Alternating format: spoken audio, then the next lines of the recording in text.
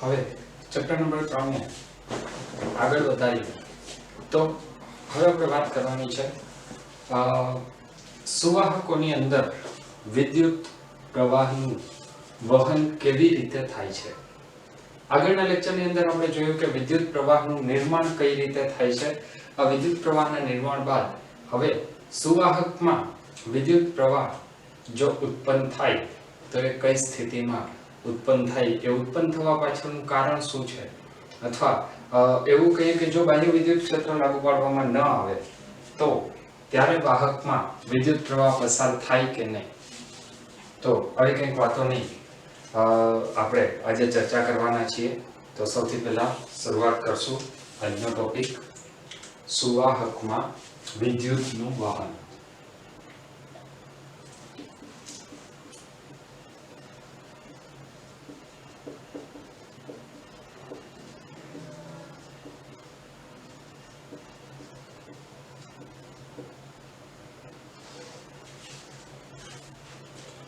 સુવાહકોમાં વિદ્યુતનું વહન કઈ રીતે થાય। જો સુવાહકની આપણે વાત કરીએ તો સુવાહક એટલે એવા પદાર્થો કે જે મુક્ત ઇલેક્ટ્રોન ધરાવે છે।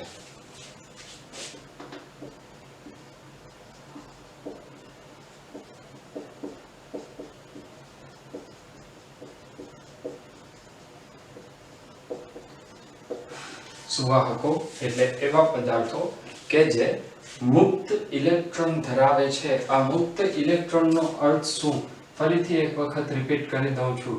મુક્ત ઇલેક્ટ્રોન એટલે એવા ઇલેક્ટ્રોન કે જે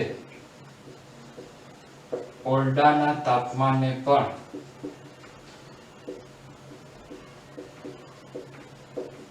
ગતિ કરવા માટે મુક્ત હોય। એવા ઇલેક્ટ્રોન કે જે ઓરડાના તાપમાને પણ ગતિ કરવા માટે મુક્ત હોય, આવા ઇલેક્ટ્રોનને મુક્ત ઇલેક્ટ્રોન કહેવાય કે જે સુવાહકો ધરાવે છે। હવે સુવાહકોની અંદર જ્યારે આપણે વિદ્યુતના વહનની વાત કરીએ છીએ તેની સાથે સાથે એક જનરલ ચર્ચા કરી અને ત્યારબાદ આપણે સુવાહકમાં વિદ્યુતનું વહન કઈ રીતે થાય છે એની વાત કરીશું। તો સૌથી પહેલી વાત કે જો આપણે પરમાણુ લેવલે વાત કરીએ તો માની લઈએ કે આ પરમાણુનું ન્યુક્લિયસ છે। ન્યુક્લિયસની અંદર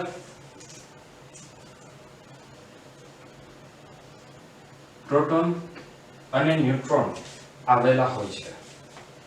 ન્યુક્લિયસમાં પ્રોટોન અને ન્યુટ્રોન આવેલા હોય છે, જ્યારે તેમની આસપાસ મતલબ ન્યુક્લિયસની આસપાસ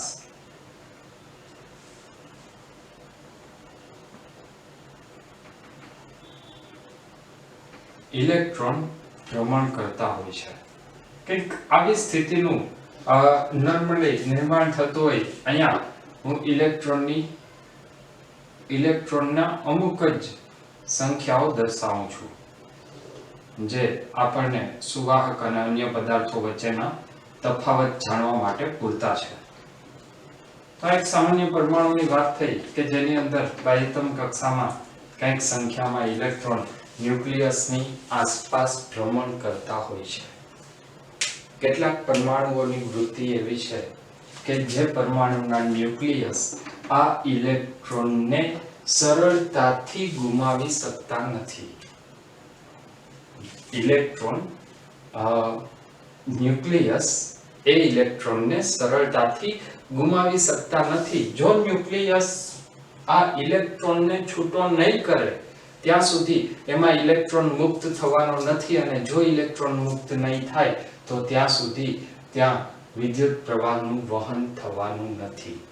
તો સૌથી પહેલી જરૂરિયાત સુવાહકોમાં વિદ્યુતનું વહન થવા માટે, મતલબ વિદ્યુતનું વહન થવું હોય જેને થાય એને આપણે સુવાહકો કહીએ છીએ, તો એની સૌથી પહેલી શરત શું, મુક્ત ઇલેક્ટ્રોન હોવા જોઈએ।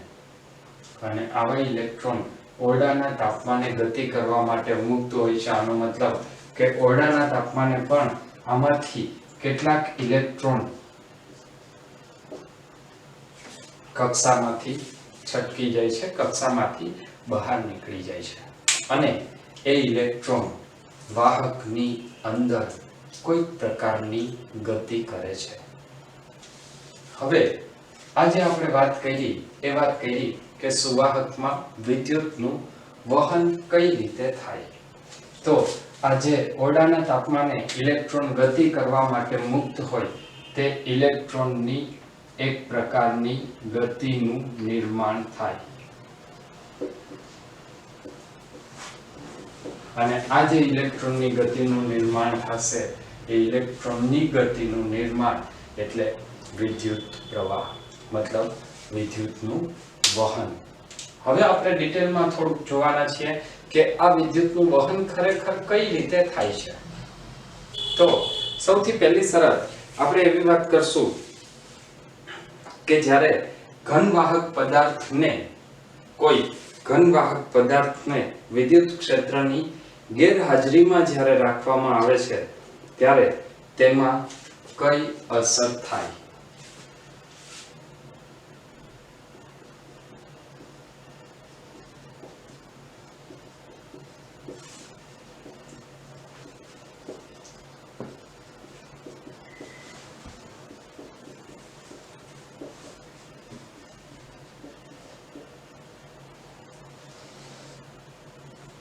સુવાહક બાહ્ય વિદ્યુત ક્ષેત્રની ગેરહાજરીમાં તો એની અંદર શું અસર થાય. હવે આપણે એની વાત કરીએ.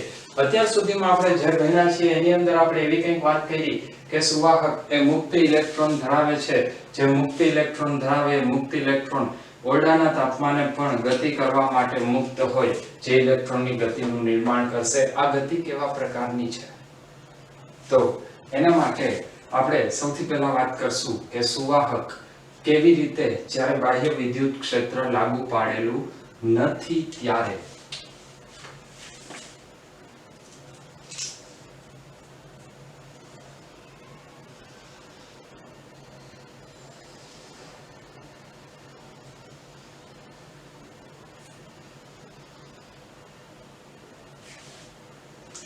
આ માની લે કે આ એક સુવાહક છે. અત્યારે આમાં કોઈ પણ પ્રકારનું બાહ્ય વિદ્યુત ક્ષેત્ર લાગુ પાડેલું નથી. બીજી એક વાત તમને અહીંયા કહી દઉં કે જે સુવાહકો છે એ ખૂબ જ મોટી સંખ્યામાં અણુઓ કે ઇલેક્ટ્રોન્સ ધરાવે છે. જો એનું આપણે એક ઉદાહરણ લઈએ તો પાણીમાં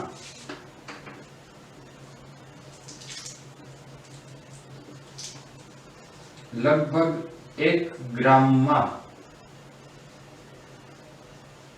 1022 જેટલા અણુઓ આવેલા હોય છે. પાણીની અંદર માત્ર 1 ગ્રામમાં 1 ગ્રામ મતલબ 1 ml થાય. આ 1 ml ની અંદર પણ 1022 અણુઓ આવેલા છે. એટલે આજે આપણે સુવાહક લીધો છે તેની અંદર ખૂબ જ મોટા પ્રમાણમાં લગભગ અસંખ્ય કહેવાય તેટલા પ્રમાણમાં આની અંદર અણુઓ આવેલા છે. અને જો આ સુવાહક આપણે ઓરડાના તાપમાને વિચારીએ તો એની પાસે ઓલરેડી મુક્ત ઇલેક્ટ્રોન છે. આ જે મુક્ત ઇલેક્ટ્રોન છે એ મુક્ત ઇલેક્ટ્રોન શું કરશે તો એ ઇલેક્ટ્રોન ગતિ કરશે.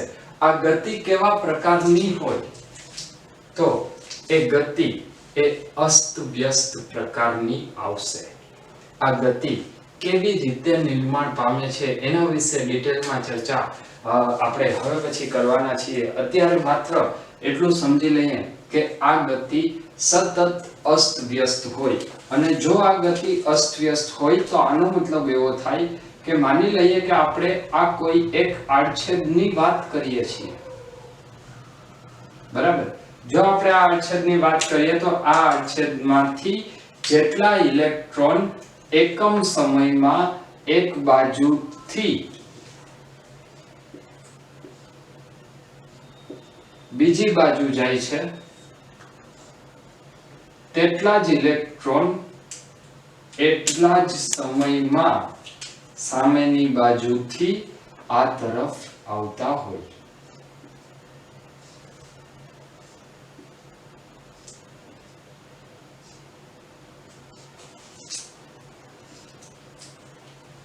મતલબ આ શું બતાવે છે કે જેટલા ઇલેક્ટ્રોન આ બાજુ જાય છે એટલા જ ઇલેક્ટ્રોન આ બાજુ જાય છે, એટલે કોઈ પણ આડછેદમાંથી પસાર થતો વિદ્યુત ભારનો ચોખ્ખો જથ્થો શૂન્ય છે.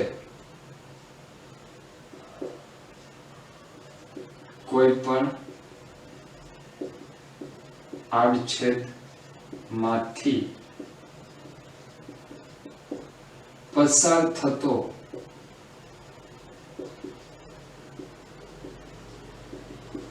ચોખ્ખો વિદ્યુતભાર કેટલો હોય?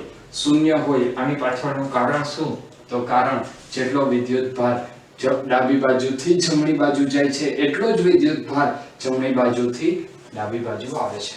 અને આના પરિણામે આપણે એવું કહીએ છીએ કે બાહ્ય વિદ્યુત ક્ષેત્રની ગેરહાજરીમાં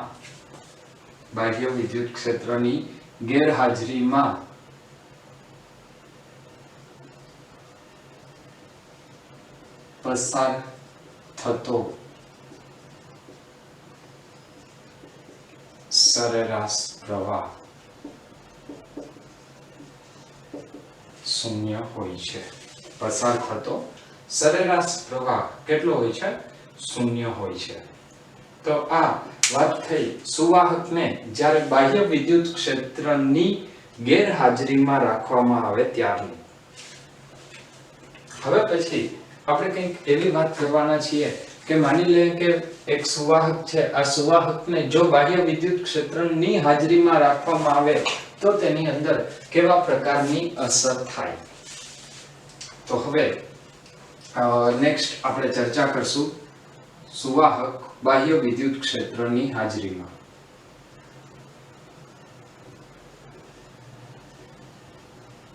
સુવાહક બાહ્ય વિદ્યુત ક્ષેત્રની હાજરીમાં. જો કોઈ સુવાહકને બાહ્ય વિદ્યુત ક્ષેત્રની હાજરીમાં મૂકવામાં આવે તો તેના ઉપર કેવા પ્રકારની અસર થાય છે, હવે આપણે એની વાત કરવાના છીએ. તો કોઈ પણ સુવાહકને જ્યારે બાહ્ય વિદ્યુત ક્ષેત્રની હાજરીમાં મૂકવામાં આવે તો ફરીથી એક વખત રિપીટ કરું છું, સુવાહક એટલે એવા પદાર્થો કે જેમની પાસે ઓલરેડી મુક્ત ઇલેક્ટ્રોન છે. હવે અહીંયા બે વાત ભેગી થશે. પહેલું, સુવાહક એટલે તેમની પાસે મુક્ત ઇલેક્ટ્રોન છે, અને બીજું સુવાહકમાં મુક્ત ઇલેક્ટ્રોન તો છે જ, પણ સાથે સાથે વિદ્યુત ક્ષેત્ર આવ્યું. અને જો વિદ્યુત ક્ષેત્ર આવે તો એ વિદ્યુત ક્ષેત્ર ધન વિદ્યુત ભારને ક્ષેત્ર તરફ બળ લગાડે અને ઋણ વિદ્યુત ભાર ક્ષેત્રની વિરુદ્ધ દિશામાં બળ લગાડશે. તો આ વાત તમને બધાને ખબર હોવી જોઈએ. જો ખબર ના હોય તો ફરીથી બધા જોઈ લેજો. માની લે કે અહીંયા અનંત અંતરે ધન વિદ્યુત ભાર છે, તો આ ધન વિદ્યુત ભારને કારણે વિદ્યુત ક્ષેત્ર રેખાઓ ત્યાંથી બહાર નીકળશે, અને અહીંયા અનંત અંતરે કયો વિદ્યુત ભાર હોય? ઋણ વિદ્યુત ભાર. હવે આની અંદર જો હું એવું વિચારું કે અહીંયા કોઈ એક ધન વિદ્યુત ભાર છે, તો આ ધન વિદ્યુત ભાર પર બળ કઈ તરફ લાગશે? ઋણ વિદ્યુત ભાર તરફ. મતલબ એ કઈ દિશામાં ગતિ કરે? વિદ્યુત ક્ષેત્રની દિશામાં. પરંતુ જો અહીંયા આપણે ઋણ વિદ્યુત ભાર વિચારીએ તો આ ઋણ વિદ્યુત ભાર કઈ દિશામાં ગતિ કરે? વિદ્યુત ક્ષેત્રની વિરુદ્ધ દિશામાં. સામાન્ય રીતે આપણે આ વિદ્યુત ભારોને દર્શાવતા નથી, પરંતુ આ વાત થોડી તમને વિચારવી સહેલી પડે એટલા માટે હું અહીંયા આ વિદ્યુત ભારોને દર્શાવું છું, જે આપણે નોર્મલી દર્શાવતા નથી. તો આના ઉપરથી ફરીથી એક પરિણામ, ધન વિદ્યુત ભાર હશે તો ધન વિદ્યુત ભાર વિદ્યુત ક્ષેત્રની દિશામાં બળ અનુભવે, અને ઋણ વિદ્યુત ભાર વિદ્યુત ક્ષેત્રની વિરુદ્ધ દિશામાં બળ અનુભવશે. હવે ફરીથી આ વાતને આપણે આગળ વધારીએ તો સુવાહક કે જેને આપણે બાહ્ય વિદ્યુત ક્ષેત્રમાં મૂકેલો છે, આ સુવાહકમાં વિદ્યુત ક્ષેત્રની શું અસર થાય, હવે આપણે એની વાત કરીએ. તો ફરીથી એક સુવાહક લેશું અને એ સુવાહકને બાહ્ય વિદ્યુત ક્ષેત્રમાં મૂકેલો આપણે વિચારશું.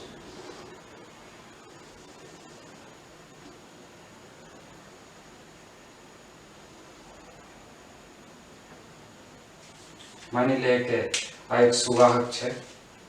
આ સુવાહકને બાહ્ય વિદ્યુત ક્ષેત્રમાં મૂકેલો છે.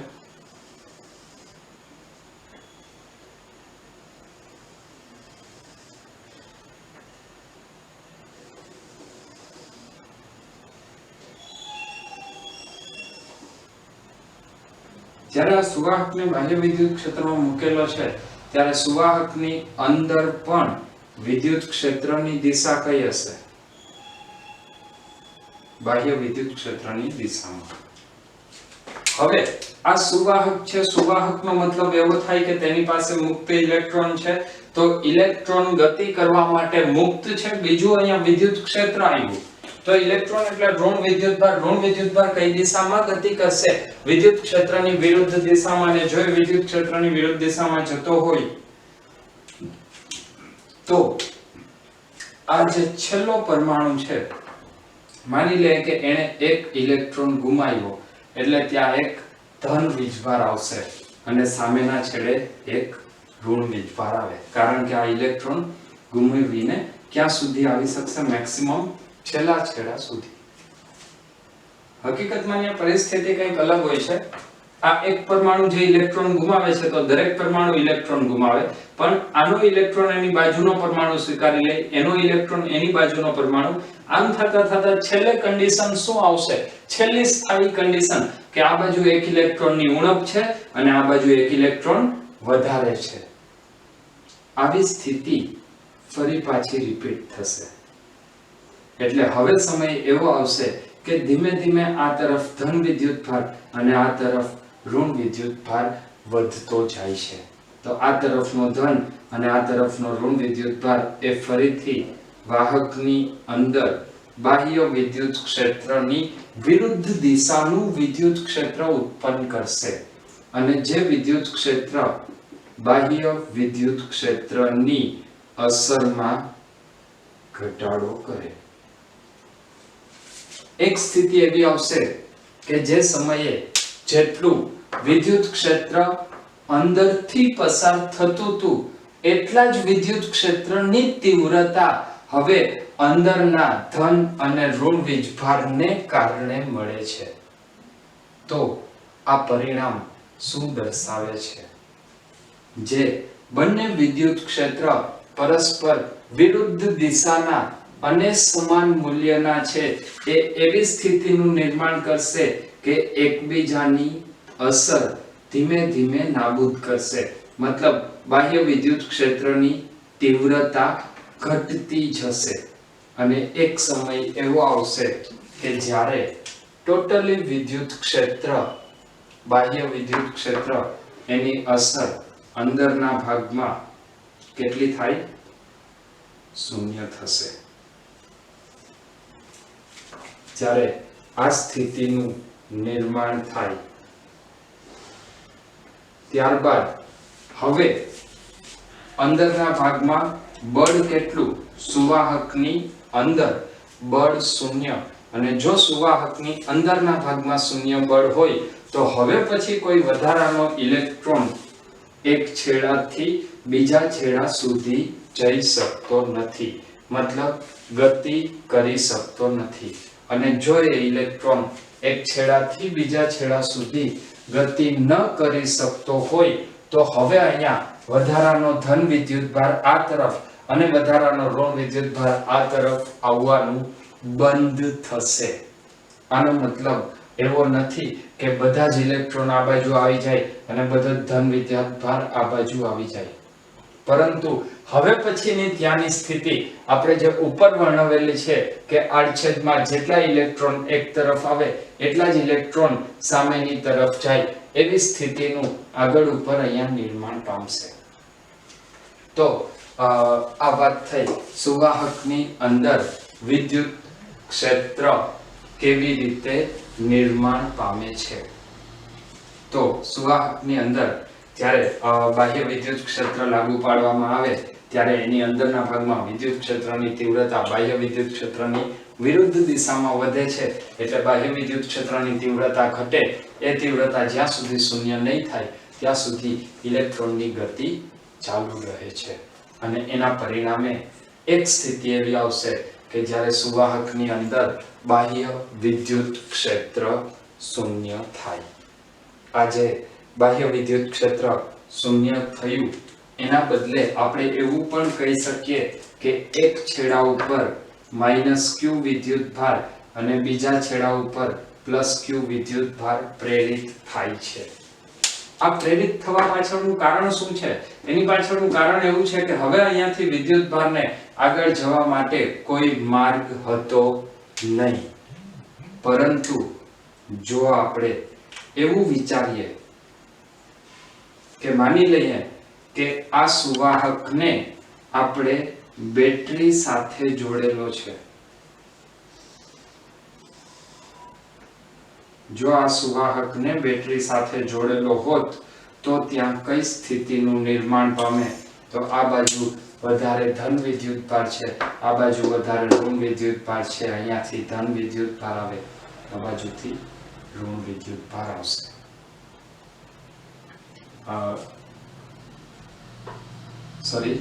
આ બાજુથી ધન વિદ્યુત ભાર જશે અને આ તરફથી ઋણ વિદ્યુત ભાર બહાર આવશે. તો આવી કઈ સ્થિતિ ધન અને ઋણ વિદ્યુત ભારની ગતિની હોય જે આપણે આગળ ઉપર વિદ્યુત પ્રવાહને વ્યાખ્યાયિત કરશું ત્યારે આપણે વ્યાખ્યાયિત કરવાના છે કે આની અંદર ઇલેક્ટ્રોનની ગતિ કઈ દિશામાં હોય અને ધન વિદ્યુત ભારની ગતિ કઈ દિશામાં હોય.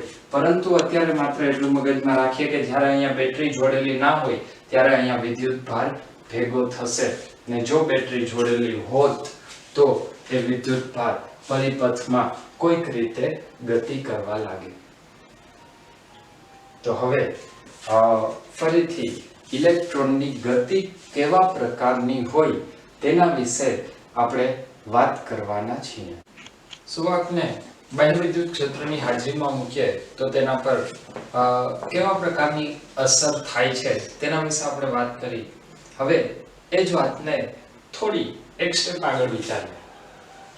અત્યાર સુધી આપણે જે વાત કરી એની અંદર એવું કીધેલું હતું કે જ્યારે કોઈ પણ સુવાહકને બાહ્ય વિદ્યુત ક્ષેત્રમાં મૂકવામાં આવે છે તો તે સુવાહકમાં વિદ્યુત ભારનું પ્રેરણ થાય છે.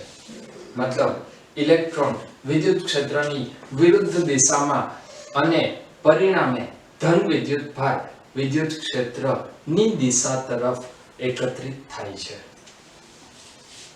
જો આ એક જ વાક્યને આપણે સારી રીતે સમજવું હોય તો એના માટે હવે પછીની આગળની જે હું વાત કહું છું એ વાત તમારા મગજમાં એકદમ વ્યવસ્થિત રીતે સમજાયેલી હોવી જોઈએ. તો હવે પછીનો જે પણ મારે વાત કરવી છે આજના લેક્ચરની એ માત્ર આ એક જ વાક્ય મારે સમજાવવું છે કે જ્યારે બાહ્ય વિદ્યુત ક્ષેત્રમાં સુવાહકને રાખવામાં આવે છે ત્યારે ઇલેક્ટ્રોન વિદ્યુત ક્ષેત્રની વિરુદ્ધ દિશામાં ગતિ કરી અને એક છેડેથી બીજા છેડે જાય છે. મતલબ આ ગતિ એક કેવા પ્રકારની છે અને જો આ ગતિને સમજવી હોય તો એ ગતિને સમજવા માટે ફરીથી આપણે આંડીય લેવલે વિચાર કરવો પડશે. અને આ જે ગતિ છે ઇલેક્ટ્રોનની ગતિ એને એક વિશિષ્ટ પ્રકારની ગતિ છે અને એટલા માટે એ ગતિને નામ આપવામાં આવેલું છે ડ્રિફ્ટ વેગ. તો હવે પછીનો આપણો ટોપિક આજના લેક્ચરનો એ છે ડ્રિફ્ટ વેગ.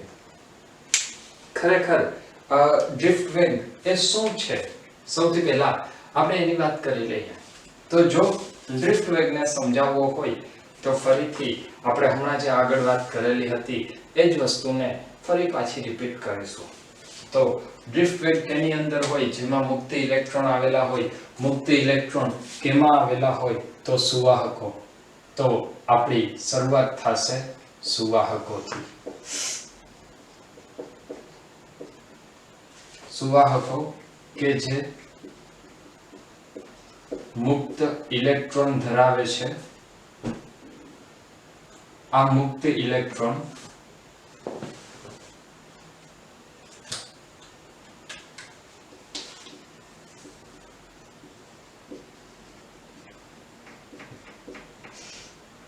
બાહ્ય વિદ્યુત ક્ષેત્રની હાજરીમાં સુવાહકો કે જે મુક્ત ઇલેક્ટ્રોન ધરાવે છે, આ મુક્ત ઇલેક્ટ્રોન બાહ્ય વિદ્યુત ક્ષેત્રની હાજરીમાં વિદ્યુત ક્ષેત્રની વિરુદ્ધ દિશામાં ગતિ કરે છે. આ જ્યારે ઇલેક્ટ્રોન વિદ્યુત ક્ષેત્રની વિરુદ્ધ દિશામાં ગતિ કરે તો એને વિરુદ્ધ દિશામાં ગતિ કરવા માટે વચ્ચે આયનો સાથે અથડામણ અનુભવે છે. વિરુદ્ધ દિશામાં ગતિ કરે ત્યારે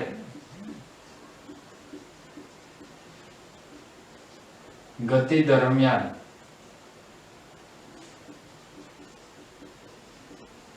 પ્રમાણમાં ખૂબ જ વધારે દળ ધરાવતા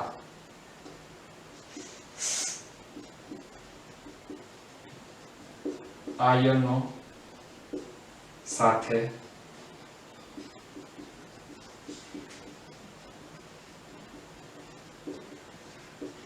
અથડામણ અનુભવે છે. સૌથી પહેલા આપણે શરૂઆત કરી કે સુવાહકો કે જે મુક્ત ઇલેક્ટ્રોન ધરાવે છે, જો બાહ્ય વિદ્યુત ક્ષેત્રની હાજરીનો આપણે વિચાર કરીએ તો આ મુક્ત ઇલેક્ટ્રોન વિદ્યુત ક્ષેત્રની વિરુદ્ધ દિશામાં ગતિ કરે અને વિરુદ્ધ દિશામાં ગતિ કરે ત્યારે શું થાય તો આ ગતિ દરમિયાન ખૂબ જ વધારે દળ ધરાવતા ધન આયનો સાથે આવા મુક્ત ઇલેક્ટ્રોન અથડામણ અનુભવે છે. અને જો આ ઇલેક્ટ્રોનની અથડામણ થાય તો હવે ઇલેક્ટ્રોનની ગતિની દિશા કેવા પ્રકારની હોય તેના વિશે આપણે વાત કરવાના છીએ. તો એ ઇલેક્ટ્રોનની ગતિની દિશાની આપણે વાત કરીએ તો એની અંદર સૌથી પહેલી વાત તો એ આપણને ક્લિયર હોવી જોઈએ કે ઇલેક્ટ્રોન કઈ દિશામાં ગતિ કરવાના છે.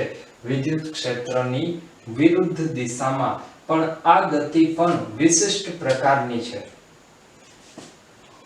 માની લઈએ કે વિદ્યુત ક્ષેત્ર આપણે ધન x દિશામાં લાગુ પાડેલું છે. વિદ્યુત ક્ષેત્રની દિશા આપણે કઈ લીધી છે ધન x દિશામાં. તો આનો અર્થ એવો જરા પણ નથી કે અહીંયાથી ઇલેક્ટ્રોન સીધો ગતિ કરીને આ બિંદુએ પહોંચે. એવું થવાનું નથી. પ્રેક્ટિકલ વાત કંઈક ખૂબ જ અલગ છે અને એ અલગ વાતને પરિણામે જ આપણે અત્યારનો આ લેક્ચર ડ્રિફ્ટ વેગ ભણવો જરૂરી છે. એ સ્થિતિ કેવા પ્રકારની નિર્માણ કરે તો અહીંયાથી જેવો ઇલેક્ટ્રોન આવશે એ ઇલેક્ટ્રોન ગતિની શરૂઆત કરશે. ગતિની શરૂઆત કરી અને કોઈ એક પરમાણુ સાથે મતલબ કોઈ એક આયન સાથે અથડામણ અનુભવશે.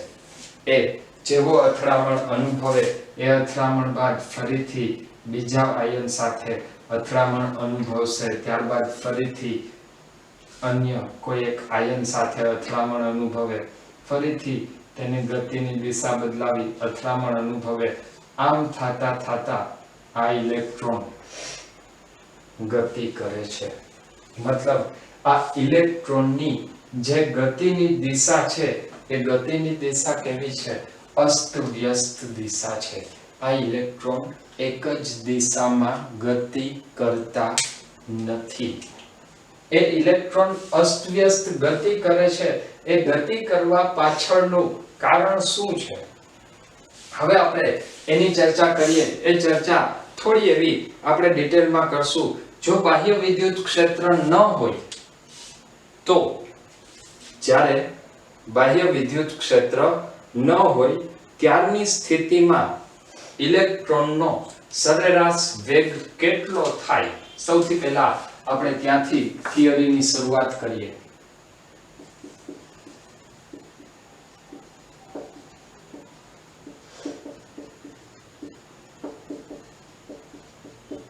બાહ્ય વિદ્યુત ક્ષેત્ર ન હોય તો ઇલેક્ટ્રોનનો વેગ કેવો હશે? અસ્તવ્યસ્ત. જો બાહ્ય વિદ્યુત ક્ષેત્ર નહીં હોય તો ઇલેક્ટ્રોન અસ્તવ્યસ્ત ગતિ કરે છે. જો ઇલેક્ટ્રોન અસ્તવ્યસ્ત ગતિ કરતા હોય તો આવી સ્થિતિમાં આપણે હવે ઇલેક્ટ્રોનને પેલા ઇલેક્ટ્રોન માટે લખીએ, તેનો વેગ v1, બીજા ઇલેક્ટ્રોનનો વેગ v2, આવા અસંખ્ય ઇલેક્ટ્રોન હશે જેનો વેગ vn થાય. વેગ એ સદિશ રાશિ છે ને જો એને આપણે સદિશ રાશિ તરીકે ગણીએ તો અહીંયા દરેક ઇલેક્ટ્રોનનો જે સરેરાશ વેગ આપણે કાઢીએ તો સરેરાશ વેગ કેવી રીતે મળશે? કુલ વેગ ક્યાં સુધીનો? i બરાબર 1 થી n બધા જ વેગનો સરવાળો ના છેદમાં કુલ ઇલેક્ટ્રોનની સંખ્યા. મતલબ જો તમે i બરાબર 1 થી n સુધીના વેગનો બધા જ વેગનો સદિશ સરવાળો કરી અને એને તમે n વડે ભાગી નાખશો તો આ તમને સરેરાશ વેગ મળશે. અને બાહ્ય વિદ્યુત ક્ષેત્ર ન હોય તો ઇલેક્ટ્રોનનો સરેરાશ વેગ હંમેશા શૂન્ય થશે. ઇલેક્ટ્રોનનો પણ કેવા ઇલેક્ટ્રોન? બધા જ ઇલેક્ટ્રોનનો.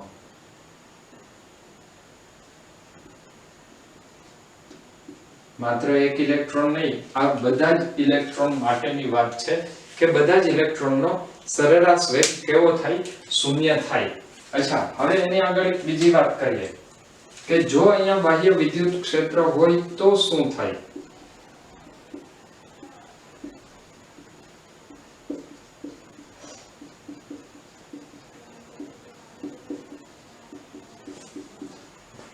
જો બાહ્ય વિદ્યુત ક્ષેત્ર લગાડેલ હોય તો શું થાય? અને જો એની આપણે વાત કરવી હોય તો હવે બાહ્ય વિદ્યુત ક્ષેત્ર લગાડેલું છે, બાહ્ય વિદ્યુત ક્ષેત્ર લગાડેલું છે, એના પરિણામે ઇલેક્ટ્રોન ઉપર કોઈ પ્રકારનું વિદ્યુતીય બળ લાગે. એટલે તો સૌથી પહેલું આવશે કે ઇલેક્ટ્રોન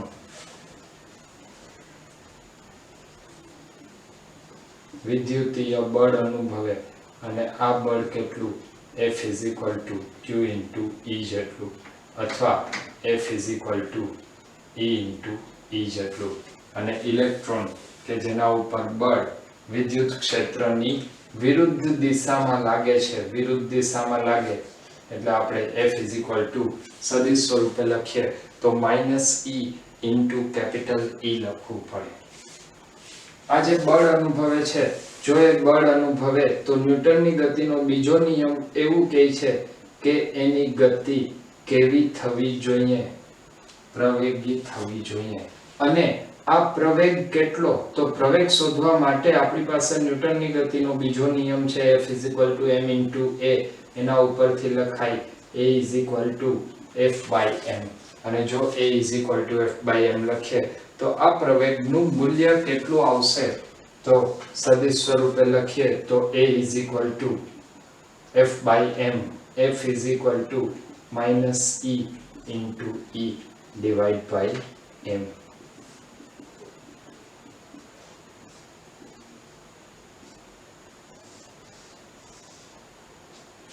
અત્યાર સુધીની આપણે જે વાત કરી એ પરિણામ કંઈક ખૂબ જ અલગ દિશામાં દોરી જાય છે. મતલબ આ પરિણામ એવું દર્શાવે છે કે જો બાહ્ય વિદ્યુત ક્ષેત્ર લગાડવામાં આવે તો સુવાહકની અંદર ઇલેક્ટ્રોન ઉપર બળ લાગે, ઇલેક્ટ્રોન બળ અનુભવે તો ગતિ પ્રવેગી થાય અને ઇલેક્ટ્રોન આટલા પ્રવેગથી ગતિ કરશે. પરંતુ હકીકત જોશું તો એ હકીકત કંઈક અલગ છે. ખરેખર વાત એવી છે કે સુવાહકમાં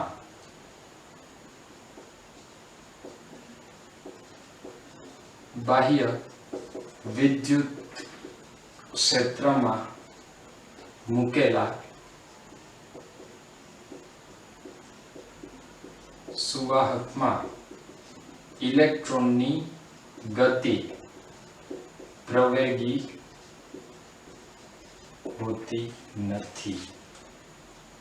તરત જ સવાલ થાય કે અહીંયા આપણે એવી વાત કરી કે આ ઇલેક્ટ્રોન પ્રવેગી ગતિ કરે છે અને અહીંયા હવે હું એવી વાત કરું છું કે આ ઇલેક્ટ્રોનની ગતિ પ્રવેગી હોતી નથી. પ્રવેગી નથી હોતી તો કેવી ગતિ હોય? તો એનો એકમાત્ર તમને અંદાજ આપી દઉં કે ઇલેક્ટ્રોન જ્યારે એક પરમાણુથી બીજા પરમાણુ મતલબ એક આયનથી બીજા આયન ઉપર જ્યારે અથડાય છે ત્યારનો ઇલેક્ટ્રોનનો વેગ એ લગભગ 10⁴ મીટર પર સેકન્ડ થી 10⁵ મીટર પર સેકન્ડ નો હોય છે. ઇલેક્ટ્રોનનો વેગ 10⁴ મીટર પ્રતિ સેકન્ડ થી 10⁵ મીટર પ્રતિ સેકન્ડ નો હોય છે.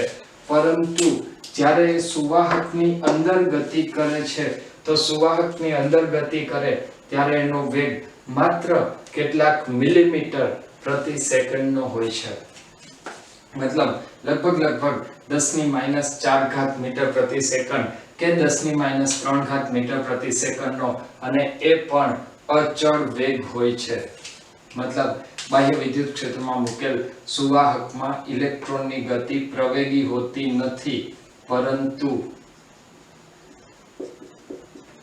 અચળ વેગથી ગતિ કરે છે. એ અચળ વેગથી ગતિ કરે છે તો આ અચળ વેગથી ગતિ શા માટે થઈ?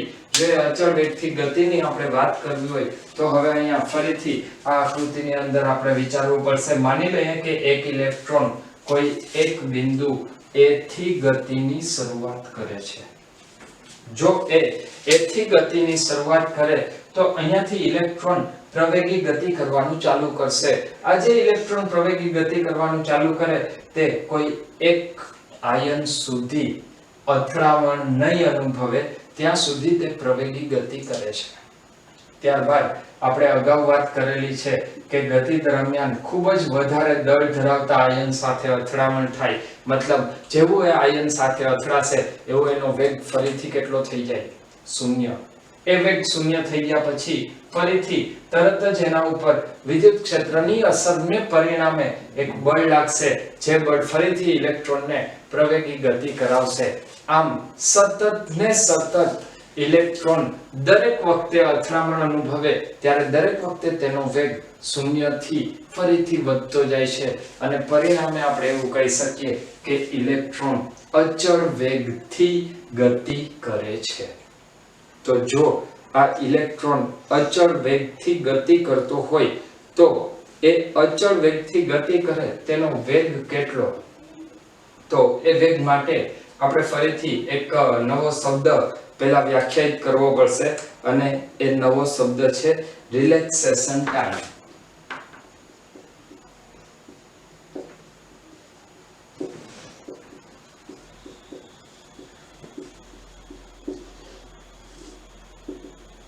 Relaxation time. તો આ રિલેક્સેશન ટાઈમ એટલે શું થાય? તો ઇલેક્ટ્રોન જ્યારે સુવાહકની અંદર ઇલેક્ટ્રોન ગતિ કરતો હોય, બાહ્ય વિદ્યુત ક્ષેત્રની હાજરીમાં સુવાહકમાં ગતિ કરતા ઇલેક્ટ્રોનની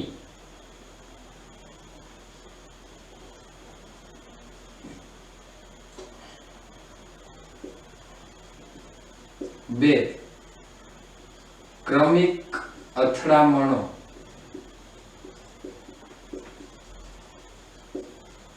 વચ્ચેનો સમયગાળો,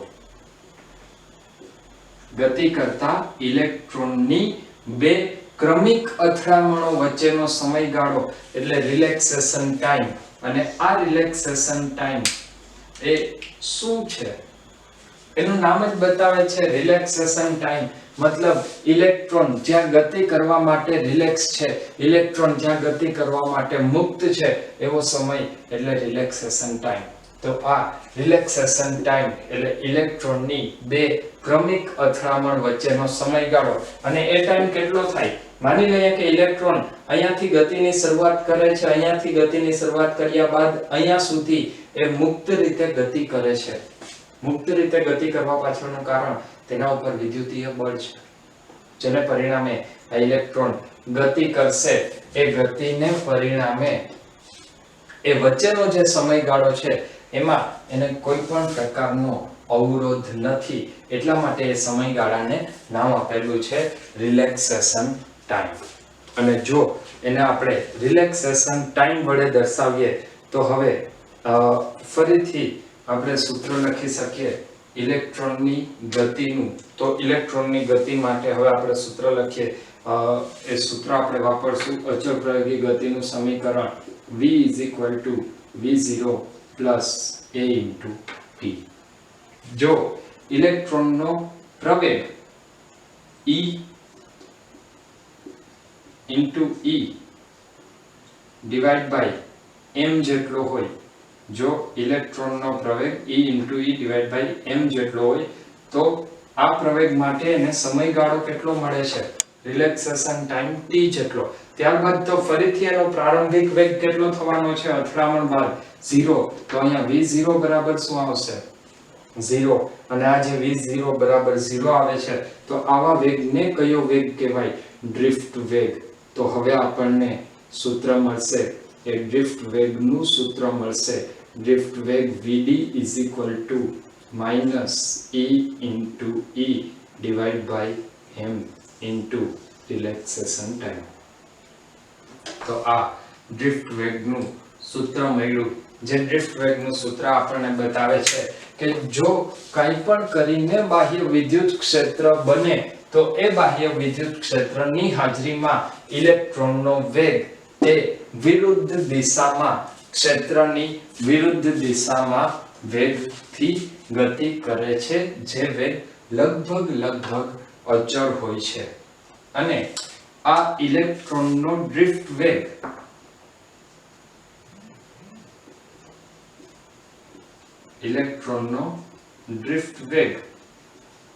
એ લગભગ 10⁻⁻⁴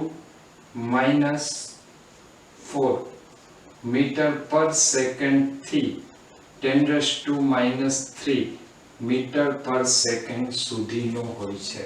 આની સાથે સાથે હજી એક વાત એ પણ મગજમાં રાખવી કે ઇલેક્ટ્રોન જ્યારે બે ક્રમિક અથડામણ વચ્ચેનો ગતિમાર્ગ છે, ઇલેક્ટ્રોનનો બે ક્રમિક અથડામણ વચ્ચેનો ગતિપથ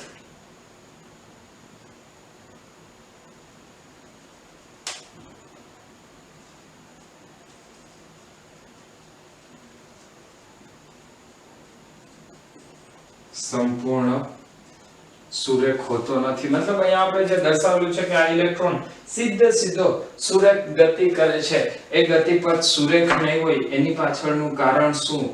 કારણ કે વિદ્યુત ક્ષેત્રની વિરુદ્ધ દિશામાં ઇલેક્ટ્રોન પર બળ લાગે છે, તેથી તેનો માર્ગ સંપૂર્ણ સુરેખની બદલે થોડો એવો વક્ર આવશે. તો અત્યાર સુધીમાં આપણે જે વાત કરી એ ઇલેક્ટ્રોનના ડ્રિફ્ટ વેગની વાત કરી. હવે આના પછીના લેક્ચરની અંદર ઝડપથી આપણે ઓહમના નિયમ સુધી પહોંચવાના છીએ. તો નેક્સ્ટ લેક્ચરમાં ઓહમના નિયમથી આપણે શરૂઆત કરશું. તો ત્યાં સુધી બધા મહેનત કરતા રહ્યો. Wish you all the best.